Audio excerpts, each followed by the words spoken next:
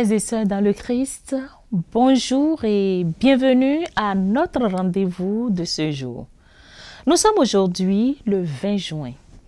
L'Église fait mémoire de Saint Silvère.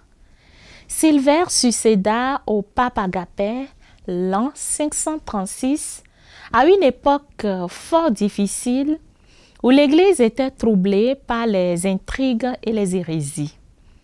À voir la manière dont s'était faite l'élection de Silvère, favorisée, imposée même par Théodate, roi de Goth, on eût pu craindre que le nouvel élu ne répondit pas à la sainteté de la mission. Mais il en fut tout autrement.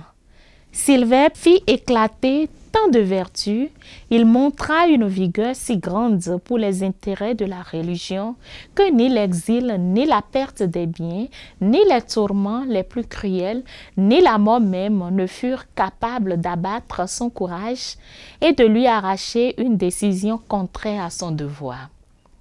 L'impératrice de Constantinople, Théodora, ayant voulu obtenir de lui le rétablissement sur le siège patriarcal de cette ville d'un hérétique déposé par le pape, son prédécesseur, Silvère lui déclara qu'il ne le pouvait pas. Ce fut contre lui le signal de la persécution. Théodora le fit saisir, dépouiller de ses ornements pontificaux et revêtir d'un habit monastique. Et un antipape nommé Vigile fut proclamé à sa place. Silvère, envoyé en exil à Patare en Asie, fut sans doute attristé de la grave situation de l'Église, mais d'autre part, il eut une joie extrême de souffrir pour la défense de la foi et il semblait personnellement aussi heureux dans les épreuves de l'exil que dans les gloires du pontificat. L'évêque de Patare le reçut d'une manière fort honorable et prit hardiment sa défense à la cour de Constantinople. Il menaça le faible empereur Justinien des jugements de Dieu s'il ne réparait le scandale. Il y a plusieurs rois dans le monde, lui dit-il, mais il n'y a qu'un pape dans l'univers. Ces paroles, dans la bouche d'un évêque d'Orient, montrent bien que la suprématie du siège de Rome était reconnue partout. Justinien, trompé jusqu'alors, se rendit aux observations de l'évêque et peu après, malgré l'impératrice, Silvère revint en Italie, mais bientôt de nouvelles intrigues le conduisirent dans l'île déserte de Pontia, où il subit un second exil plus rigoureux que le premier. Au bout d'un an, ce bon pape mourut de faim et des autres misères de l'exil. Que l'endurance dans les épreuves de foi, telles que Saint Silvère en a fait preuve, nous inspire sur nos chemins de foi. Amen. Saint Silvère, priez pour nous. Bonne fête à vous tous qui fêtez un événement heureux en ce jour. On se retrouve demain par la grâce de Dieu. Au revoir. Ô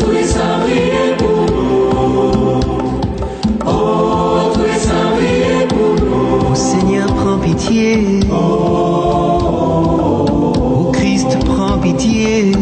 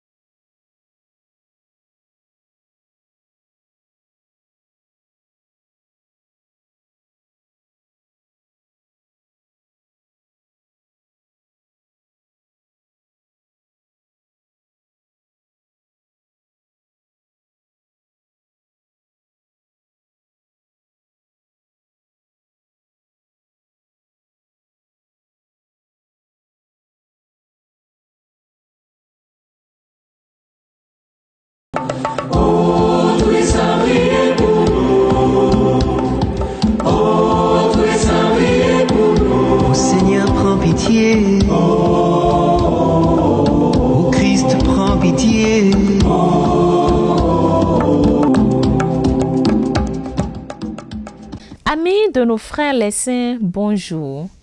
Ce 21 juin, l'Église fait mémoire de Saint Louis de Gonzague. Saint Louis de Gonzague naquit en l'an 1568 d'une famille princière d'Italie. Avant sa naissance, sa mère, en danger de mort, avait fait vœu de consacrer son enfant à Notre-Dame de Lorette si elle obtenait une heureuse délivrance. Encore au berceau, il se présentait un pauvre. Louis pleurait jusqu'à ce qu'on lui eût fait l'aumône. Son visage respirait un tel air de vertu que ceux qui le portaient dans leurs bras croyaient tenir un ange. À l'âge de 5 ans, il avait retenu et répété quelques paroles grossières qu'il avait entendues sortir de la bouche des soldats de son père sans les comprendre. Il en fut repris et en montra tant d'horreur qu'il pleura cette faute, la plus grande de sa vie, et qu'il en fit pénitence jusqu'à la mort. Le père de Louis, qui songeait à la fortune de son fils, l'envoya successivement chez plusieurs princes en qualité de page. Mais Dieu, qui avait d'autres vues, voulait ainsi montrer ce jeune saint au cours d'Europe pour leur faire voir que la piété est de toutes les conditions et l'innocence de tous les âges. Dans ces milieux mondains où il vivait comme n'y vivant pas, ses progrès dans la sainteté furent surprenants. À 8 ou 9 ans, il fit le vœu de virginité perpétuelle. Sa délicatesse était si angélique que jamais il ne regarda une femme en face, pas même sa mère. Mais il ne permit à son valet de chambre de l'aider à s'habiller et sa pudeur était si grande qu'il n'osa même pas lui laisser voir le bout de ses pieds nus. Vers l'âge de 11 ans, il fit sa première communion des mains de Saint Charles Borromée. À 16 ans, il se décida à entrer dans la compagnie de Jésus. Peu de vocations ont été aussi éprouvées que la sienne. Son père fut pour lui pendant quelque temps d'une dureté sans pareille, mais il dut enfin céder devant la volonté de Dieu et Louis entra au noviciat des Jésuites à Rome. Il y parut dès les premiers jours comme un modèle digne d'être proposé au plus parfait.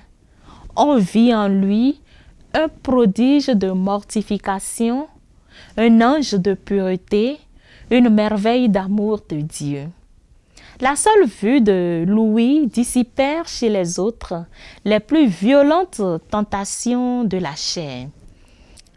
Jamais il n'avait ressenti la concupiscence charnelle et malgré cela, il était cruel pour son propre corps à l'égard des saints les plus austères. Obligé par ses supérieurs pour cause de santé à ne pas se laisser absorbé dans la pensée de Dieu, il devait s'écrier souvent, emporté par l'amour au-delà de l'obéissance. « Éloignez-vous de moi, Seigneur !» Louis reçut du ciel l'annonce de sa mort et fut bientôt victime de sa charité pendant la peste de Rome, l'an 1591.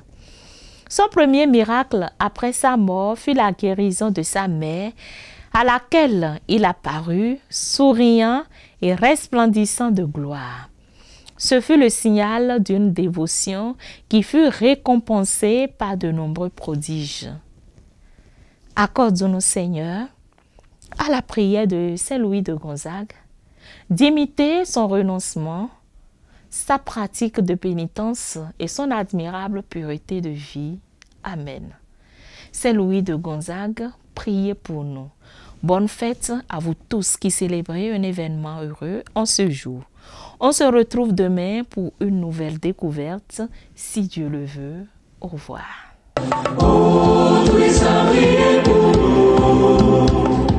Oh,